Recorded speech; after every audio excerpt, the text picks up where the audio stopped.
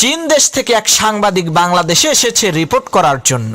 তো সেই চাইনিজ সাংবাদিক একটি ট্যাক্সি গাড়িতে করে ঢাকার শহরে ঘুরে বেড়াচ্ছে, আর সেই ট্যাক্সির ড্রাইভারকে বলছে, ভাই আপনাদের বাংলাদেশের ট্রেন এত ধীর গতি সম্পন্ন, যাইয়া দেখেন আমাদের চীন দেশে কত দ্রুত গতি সম্পন্ন বুলেট ট্রেন। কি যে বলবো, আপনাদের দেশের বাস, ট্রাক, ট্যাক্সি সবকিছু এত ধীরে চলে কেন?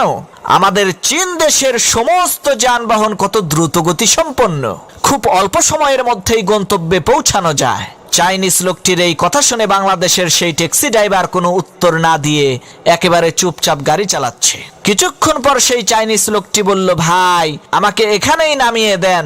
ট্যাক্সি ড্রাইভার গাড়ি থামালো।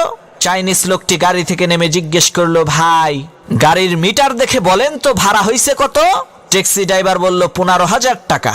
ট্যাক্সি ড্রাইভারের এই কথা শুনে চাইনিজ লোকটি বলে উঠল, ধুর মিয়া, আপনাদের দেশের ট্রেন আসতে চলে, বাস আসতে চলে, ট্রাক আসতে চলে, গাড়ির মিটার এত জোরে চলে কেন?